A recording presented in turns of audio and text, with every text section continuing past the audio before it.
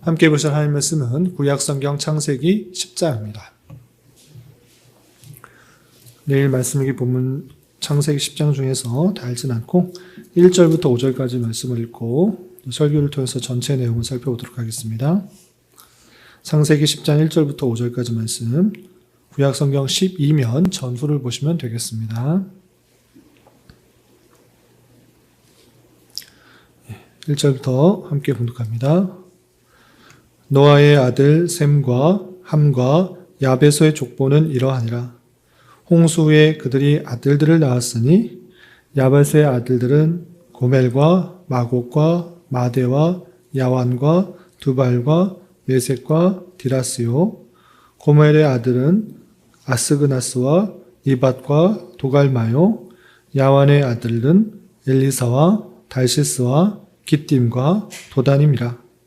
이들로부터 여러 나라 백성으로 나뉘어서 각기 언어와 종족과 나라대로 바닷가의 땅에 머물렀더라. 아멘. 네, 잘 오셨습니다. 오늘 함께 살펴볼 하나님 말씀은 창세기 10장입니다. 창세기 10장에서는 창세기 10장 1절에서 나온 것 같이 노아의 아들 셈과 함과 야벳의 족보에 대해서 쭉 나와 있습니다. 그런데 왜 족보가 나왔는가, 또 족보를 이렇게 기록한 이유가 무엇인지 살피기 전에 앞에 어떤 내용들이 있는지 잠깐 요약 정리해서 말씀드리겠습니다.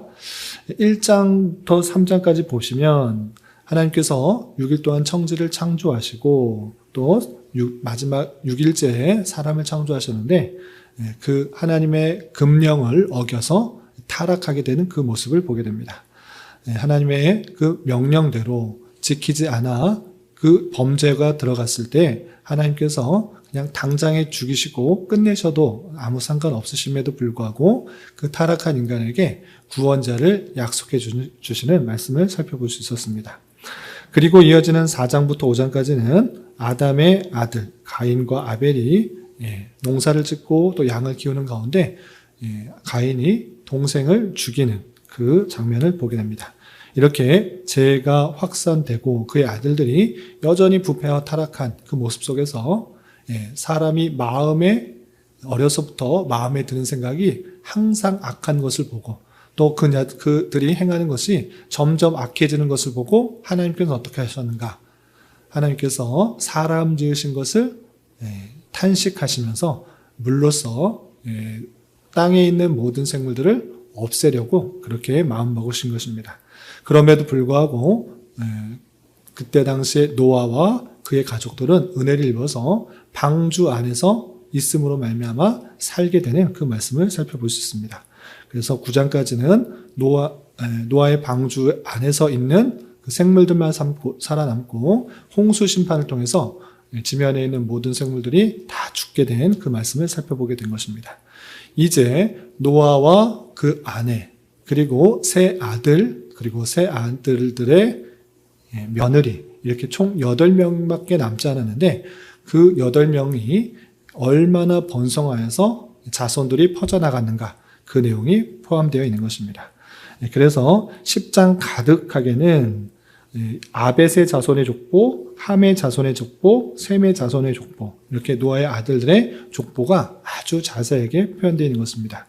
그런데 오늘 그 자손들의 이름들을 낱낱이 열거하기보다는 그 족보들을 나열한 이유가 무엇인지 생각해 보는 시간을 갖도록 하겠습니다. 먼저 여러분들 갖고 계시는 교환을 참고해 주시기 바랍니다. 1절부터 5절까지 우리가 읽었던 말씀 중에서는 야벳의 자손에 대해서 표현하고 있습니다. 노아의 아들은 셈과 함, 야벳인데 야벳의 그 자손에 대해서 먼저 표현하고 있습니다. 1절부터 4절까지 야벳의 족속들이 또 족보들이 어떻게 되는지 쭉 설명한 이후에 5절에 이렇게 표현되고 있습니다. 5절 보시면 이들로부터 여러 나라 백성으로 나뉘어서 각기 언어와 종족과 나라대로 바닷가의 땅에 머물렀더라 라고 하면서 그 자손들이 여러 백성으로 나뉘었고 또 바닷가 땅에 머물렀다라고 요약 정리하고 있습니다. 그래서 야벳은 유럽 민족들과 해안국가 로마, 그리스 해안과 붙어 있는 그런 주변에 있는 나라들 위주로 정착하여서 큰 나라를 이루었다. 이렇게 생각하시면 되겠습니다. 그리고부터 6절부터 20절까지는 함의 자손에 대해서 쭉 설명하고 있는데 그 내용도 아주 자세하게 쭉 설명되고 있습니다. 그런데 그 이름만 표현되는 것이 아니라 함의 자손 중에서는 특별한 표현이 있습니다. 어떤 표현이 있는가? 8절과 9절을 보겠습니다. 8절, 9절 보시면 구스가 또 니므롯을 낳았으니 그는 세상의 첫 용사라 라고 하면서 함의 아들들 중에 자손 중에 니므롯이라는 사람이 있었는데 그 니므롯은 세상의 첫 용사라 라고 하면서 아주 큰 힘을 갖고 있는 용사, 장수의 모습을 갖고 있다라고 표현하고 있는 것입니다. 그리고 9절 보시면 그가 여호와 앞에서 용감한 사냥꾼이 되었으므로 속담에 이르기를 아몬은 여호와 앞에 니므롯같이 용감한 사냥꾼이로다 하더라 라고 하면서 사냥꾼, 용사, 아주 힘 있는 그 모습들이 나타나고 있는 것을 보게 됩니다. 그리고 함의 자손도 마찬가지로 그 마지막 20절에 보면 이렇게 표현하면서 마치고 있습니다. 20절 보시면 이들은 함의 자손이라 각기 족속과 언어와 지방과 나라대로였더라 라고 하면서 이곳저곳 흩어져서 그 함의 자손도 살게 되었는데 그 지역들을 쭉 살펴보면 애굽과 아수르, 블레셋 지역에 주로 살면서 어떻게 보면 하나님의 백성들과 대적하는 그런 사람들의 모습들로 살게 되는 그 모습을 확인하게 됩니다. 왜 그렇게 되었는가라고 할 때 창세기 9장에 보면 이런 표현이 있습니다. 창세기 9장 25절 보시면 가나안은 저주를 받아 그의 형제의 종들이 되기 원하노라 라고 하면서 함의 자손들은 저주를 받아서 그의 형제의 종들이 되기를 원하노라 라고 노아가 그 함을 저주하는 장면이 나옵니다. 왜 저주하였는가 라고 할 때 노아가 포도나무를 잘 짓고 그것을 싸서 포도주를 마시게 되는데 너무 많이 마셔서 취하게 돼서 옷을 다 벗고 잤던 것입니다. 그런데 그 벗은 옷을 보고 함은 가려주고 아버지의 수치를 막아준 것이 아니라 그 하체를 욕보이는 장면을 욕보였다라고 9장 22절에 이렇게 표현하고 있는 것입니다. 그것을 깨닫고 아버지를 욕되게 한 그 함에게 저주를 했던 것입니다. 이렇게 노아의 저주를 받아서 이 함의 자손들은 주로 아프리카나 또한 그 중동 지역에 있으면서 셈의 자손들을 괴롭히고 또 힘들게 하는 그런 사람들의 자손이 되었다. 이렇게 생각하시면 되겠습니다. 그리고 마지막 21절부터 32절까지는 셈의 자손에 대해서 쭉 설명하고 있는데 이름을 찾아보기보다는 이 셈의 자손을 마치는 말도 동일하게 이렇게 표현되어 있는 것을 보게 됩니다. 31절 보시면 이들은 셈의 자손이니 그 족속과 언어와 지방과 나라대로였더라 라고 하면서 족속대로 이쪽 저쪽 흩어져서 그렇게 살게 되었다라고 표현하고 마치고 있습니다. 그리고 마지막 32절 전체를 아우르면서 요약하면서 이렇게 맞춰지고 있는데 32절 보시면 이들은 그 백성들의 족보에 따르면 노아 자손의 족속들이요 홍수 후에 이들에게서 그 땅의 백성들이 나뉘었더라 라고 표현하면서 이 족보의 마지막을 맞춰주고 있습니다. 여기까지가 10장의 내용들인데 왜 이렇게 복잡한 그 족보를 다루고 있는가 이를 잘 생각해 보았으면 좋겠습니다. 세 가지로 정리할 수 있는데 첫 번째, 그 족속들을 하나하나 나누면서 언어와 종족과 나라와 그 모습대로 다 흩어져서 살았다라고 하면서 그 족속들, 그 자손들을 정리하고 있는 모습을 보게 됩니다. 이것은 왜 그렇게 계속해서 반복해서 표현했는가라고 할 때 하나님께서 사람을 지으신 목적을 이루시는 방편이다라는 것들을 잊지 말아야 될 것입니다. 하나님께서 6일 동안 창조하시고 마지막 사람을 만드셨는데 그 왜 만드셨는가라고 할 때 그 목적이 아주 분명하게 드러나 있습니다. 그것은 무엇입니까? 생육하여 변성하고 땅에 충만하라. 그리고 땅을 정복하고 다스리라 라고 말씀해 주셨던 것입니다. 이렇게 하나님께서 지으신 모든 생물들을 하나님의 뜻대로 다스릴 사람이 필요했는데 한 곳에만 있으면 그것을 온전히 다스릴 수가 없어서 전체에 가득하여서 충만하여서 다스리도록 한 것입니다. 이 아담에게 하셨던 사람의 지은 목적, 사람에게 하신 명령이 아담에게만 한 것이 아니라 창세기 9장에 보면 모든 것을 멸하시고 노아의 가족과 그 방주 안에 탄 생물들만 살았을 때 다시 한번 그 노아에게도 명령하신 것들을 보게 됩니다. 창세기 9장 1절을 보겠습니다. 9장 1절. 하나님이 노아와 그 아들들에게 복을 주시며 그들에게 이르시되 생육하고 번성하여 땅에 충만하라. 아담에게 주셨던 말씀을 동일하게 반복하고 계시는 모습을 보게 된 것입니다. 그러므로 하나님께서 사람에게 진정으로 원하셨던 것이 무엇인지를 다시 한번 확인되는 것입니다. 아담에게뿐만 아니라 또 노아만 살아나왔을 때 노아에게도 다시 한번 말씀해 주신 것입니다. 그러므로 사람의 목적이 무엇인지를 다시 한번 확인하면서 하나님께서 그 백성들을 충만하게 하시고 또 가득하게 하셔서 하나님의 뜻대로 다스려 나가게 하게 하시는 하나님의 섭리와 하나님의 인도하심들을 바라보게 되는 것입니다.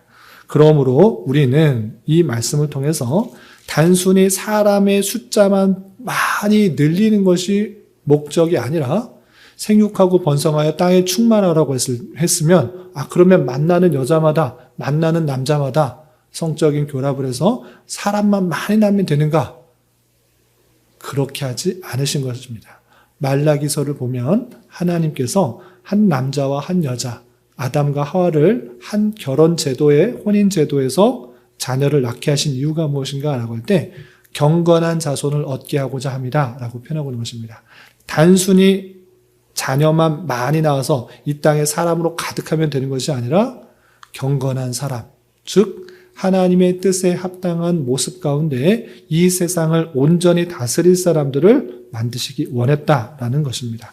그러므로 우리는 주어진 자리에서 하나님께서 원하시는 그 뜻을 잘 깨달아 하나님의 뜻대로 다스려 가는 것, 그것이 중요한 것입니다. 세상의 방법과 세상의 가치관과 세상의 뜻대로 따라가는 것이 아니라 하나님께서 주신 말씀에 기준하여서 그 뜻대로 내가 할 수 있는 범위에서 그 뜻을 행하는 자가 될 것입니다. 이런 저와 여러분이 되시기를 주님의 이름으로 부탁을 드립니다. 그리고 두 번째는 함의 자손에 대해서 살펴봤으면 좋겠습니다. 함의 자손, 자세하게 살펴보면 함의 자손이 가장 많이 기록되어 있습니다. 그만큼 사람이 많이 드러났다라는 뜻이고, 또 하나 특징적인 것이 다른 것에서는 그런 표현이 없는데 이 함의 자손 중에 니므롯은 세상의 첫 용사다. 여호와 앞에 용감한 사냥꾼이 되었다라는 표현이 있습니다.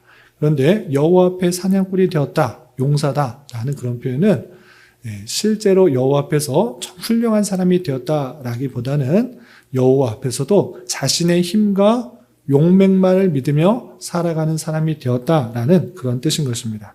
그러므로 자손이 많이 나는 것보다 더 중요한 것, 또는 세상적인 성공과 세상적인 번영과 세상의 큰 이름을 드러내는 것보다 더 중요한 것이 무엇인가? 그것은 하나님 앞에서 하나님을 기쁘시게 하는 삶이라는 사실들을 잊지 말아야 될 것입니다.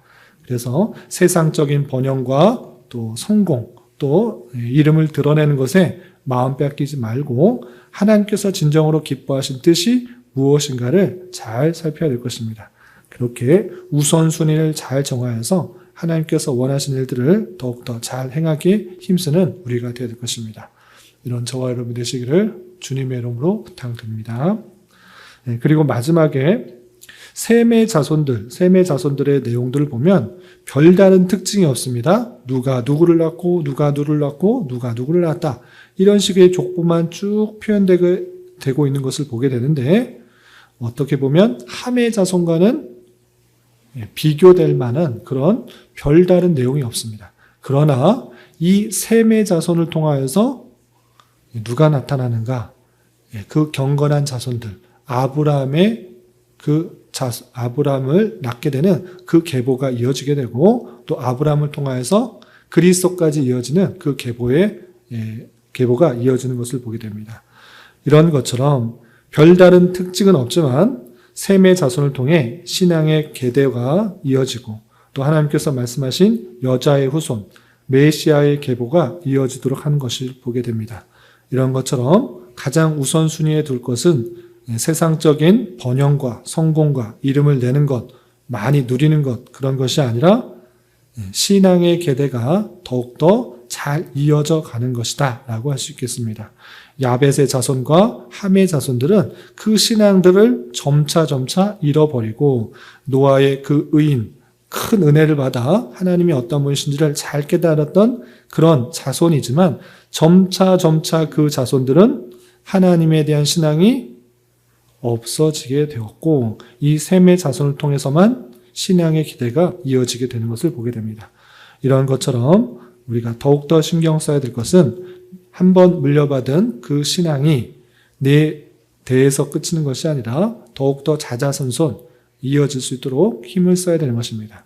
또한 우리 교회 안에 있어서도 우리 대뿐만 아니라 교회 학교 이어서 계속 바른 신앙의 계대들이 잘 이어져 나가기를 힘쓰는 그런 모습들이 있어야 될 것입니다.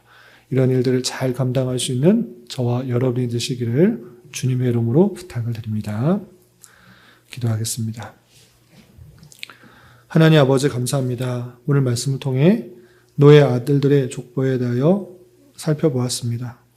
이런 말씀을 대하는 자로서 하나님의 명령과 역사하심 가운데 노아의 자손들이 세상에 번성하게 된 것처럼 우리 또한 주어진 자리에서 주님의 뜻대로 다스려 나가기에 힘쓰는 자 되게 하여 주옵시고, 세상적 성공과 번영에만 마음 빼앗기지 않게 하여 주시고, 하나님을 기쁘시게 하는 삶을 살아가기에 더욱더 힘쓰는 자 되게 하여 주옵시며, 한번 허락받은 신앙의 계대가 자자손손 발전적으로 이어지는 것에 더욱 힘쓸 수 있는 자 되게 하여 주시옵소서. 주님, 이 시간 계속해서 우리에게 주어진 여러 가지 기도 제목을 가지고 주님 앞에 나아갑니다. 믿음으로 간구하는 은혜의 시간이 되게 하여 주시옵소서. 예수님의 이름으로 기도 올리옵나이다. 아멘.